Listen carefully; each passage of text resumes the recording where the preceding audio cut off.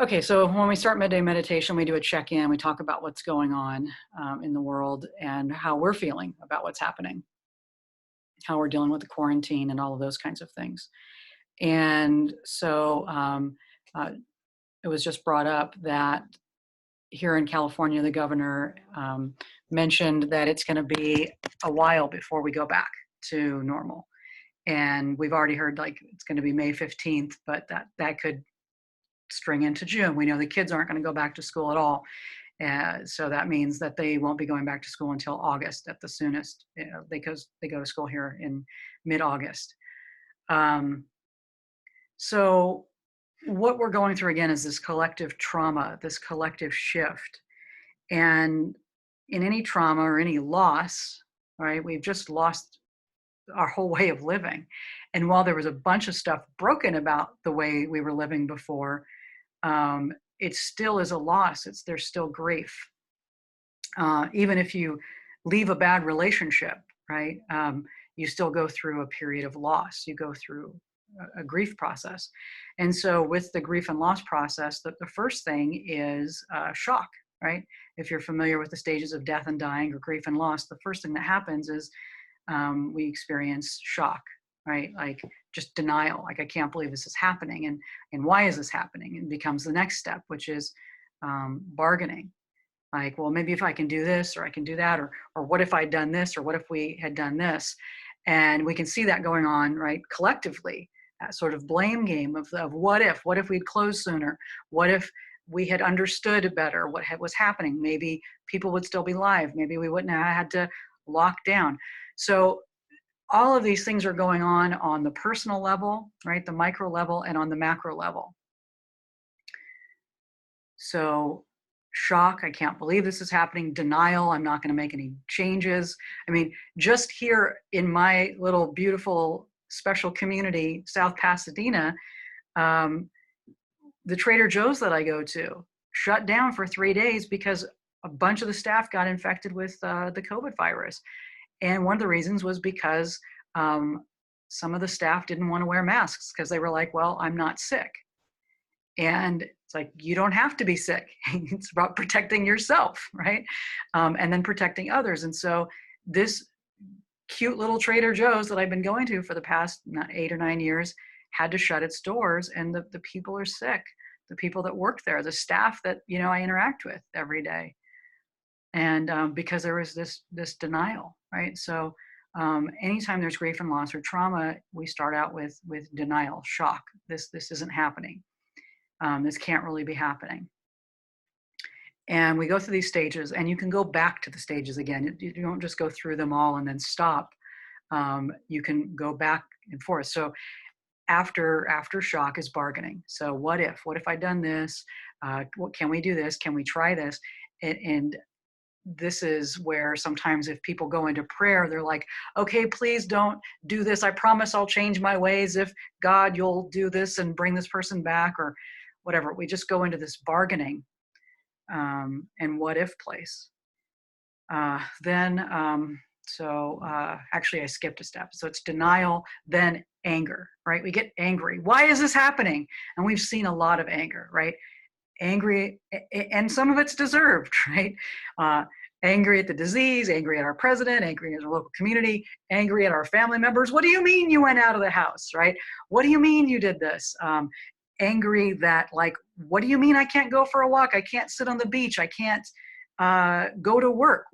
Just anger, right? Like frustration. So denial, anger, bargaining. Then we go into depression or sadness, right? Just sadness, like, well, what is happening? Why is this happening? And just crying and upset with the loss of our income, the loss of our connection, the loss of our recreation, the loss of our freedom, the loss of loved ones. This is huge, right? The loss of normalcy. And then the final stage is acceptance. We begin to accept it. Now, again, we can go through those stages, and you might have a day where you go through all of them, right? You may go through a period where you come to accept, okay, I can accept that we're going to be on lockdown until this part. And then the next day you're back to, I can't believe this is happening. Like, I can't believe 26,000, 27,000 people in the United States alone have died. Like, this is outrageous. And you kind of go through those stages again. Those are the stages of grief and loss, and we're going to be going through them. We're going to be going through them moment by moment. We're going to be going through them the days, the weeks, the years ahead. So we're grieving on a macro level, then we're grieving on a personal level. We're grieving the loss of freedom, of income, of recreation. We're grieving the loss of loved ones. I just put up a thing on Facebook saying, please post the names of the people that you've lost, because those 27,000 people in the United States alone, those are people. And then it's like 130,000 people have left us. That's a lot. I do believe, I do believe in an afterlife. I do believe that, we have some choice over when we release our bodies. That's another story.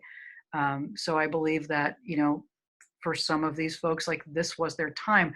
That doesn't mean that it's all okay. It is okay, but that doesn't mean we don't feel loss. It doesn't mean that there aren't things that I wish we had done better. But I also know that we are not immortal to these bodies, that while our souls may go on, we have come into our bodies for a certain period of time, and we will release those bodies. That is just, that's part of the arrangement and the contract that we made when we chose to incarnate on the planet.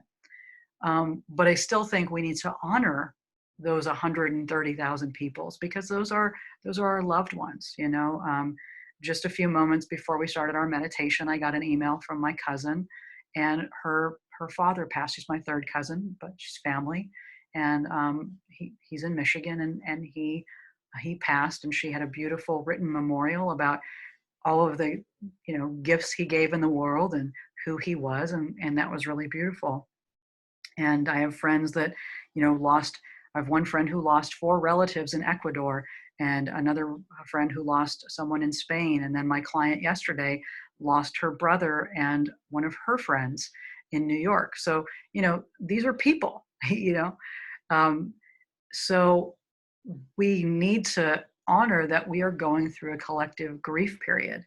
And we need to honor that sometimes that's going to come up as like temper tantrums and sadness, where we're just like, dang it, why can't I go to the beach? Or why can't I go to my sports game? Or why did so-and-so have to die? Why can't I go to their funeral? Why couldn't I have been with them when they passed? So there's just so many things that we're being denied right now. And the lesson in that is to keep coming back, go through the grief. Don't try to bypass the grief process, because it's real, but keep coming back to acceptance. Okay, I have to accept this. This is what is. And knowing that this is what this is, how do I want to be with this? Right? What do I want to be grateful for? What do I want to appreciate? How do I want to open my heart even more? How do I want to show up with the people in my life, right? Do I want to forgive even more? Do I want to tell people I love them and how much they mean to me? Do I want to apologize faster when I lose my temper? Do I want to give people a little more spaciousness? What do you need to do to be with this and to keep coming back to acceptance? And to realize the luxury we were living in before, that many of us took for granted, or at moments we took for granted. And how also do we want to see the luxury that we still have? There are still so many things to be grateful for. Oh my God, the technology that we have today. We can take classes for free at Harvard. What a gift, right? We are not being bombed. What a gift. We still have electricity. I mean, there are so many things that are amazing. So it's like, yes, feel your feelings, be frustrated, feel disappointment, right? Let yourself grieve and then keep coming back to acceptance. Keep coming back to acceptance. And in acceptance, you will find peace. And in acceptance, you'll also begin to see, okay, what can I appreciate and what is possible and what can I create now? You know? So again, like maybe for many people, Easter and Passover did not look like it looked in previous times, but people live streamed. They had virtual Easter egg hunts. They had Passovers on Zoom. You know, they found ways. So we have to be creative. I want to share one story here. A few weeks back, I don't even know how it came up, but I remembered this story that had been shared with me. This cousin of mine whose dad passed, we're all related to, we all have a great grandfather who was Lithuanian and who came over from Lithuania.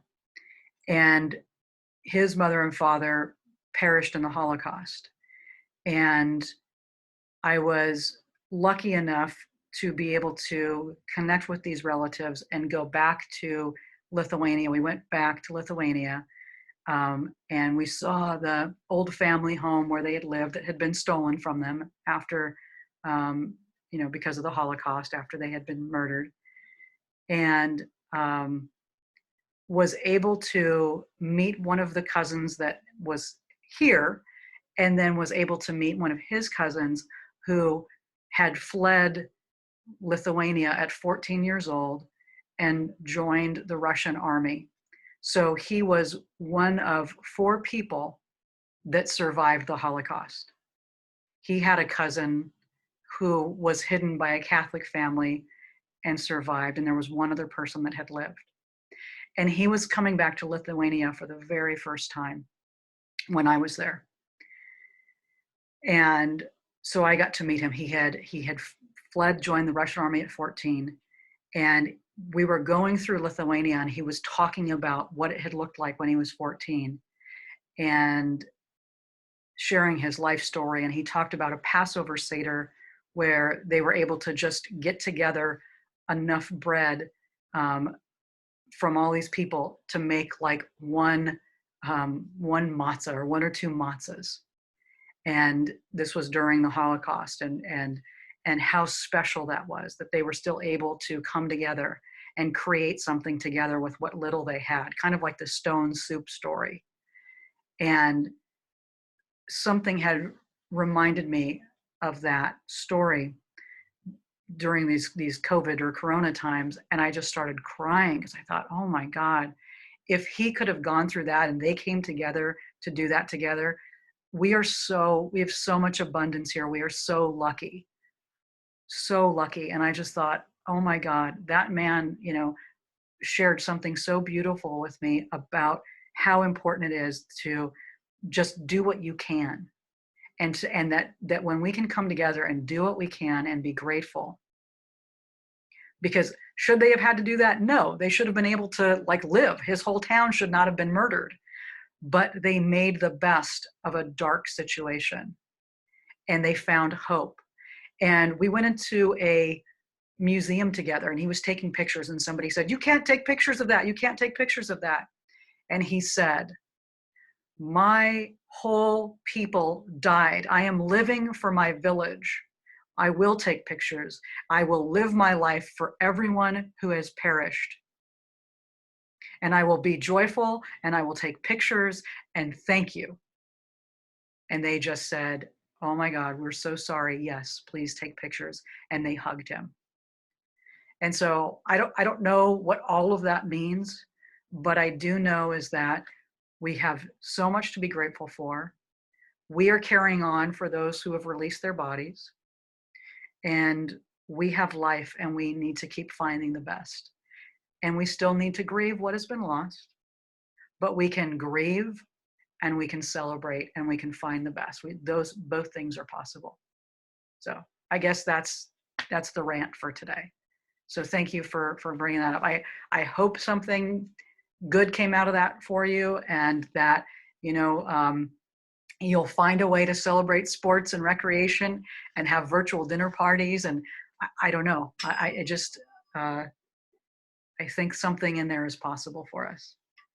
And, but allow yourself to feel your feelings because those are real. And something has been lost and something new will be born. So with that, why don't we go into meditation? So I invite you to make yourself comfortable. Find a nice place to sit where you won't be disturbed. And I'm going to ring our meditation bell to get started.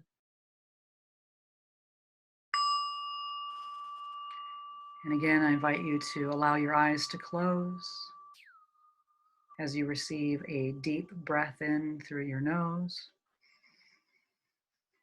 and gently exhale through your mouth.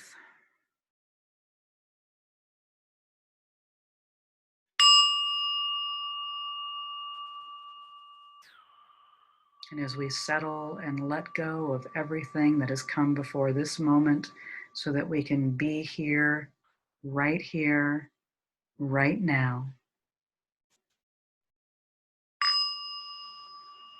fully available to this present moment and to the presence that is within each one of us, a presence that is never an absence.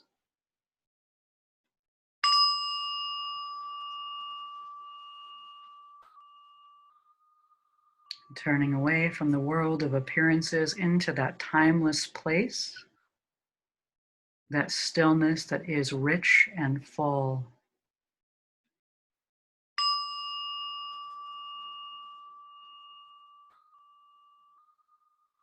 And we continue to breathe in through the nose and gently exhale through the mouth.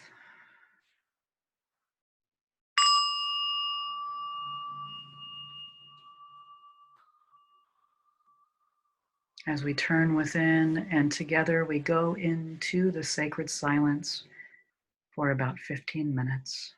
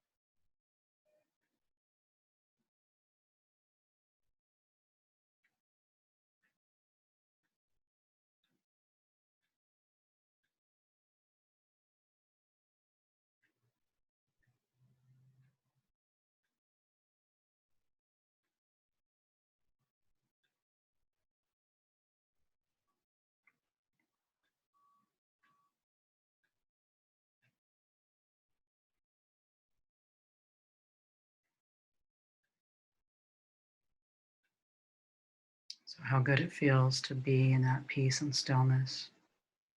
How good it is to come home to our bodies, to our breathing, to that infinite place inside of each one of us. I am so grateful for this time together, for this technology that brings us together, and for the opportunity to just return to our breathing, to our wholeness, to remember that we are more than we appear. I just give thanks to all of you who are tuning in and meditating and just taking this meditation to such a deep place.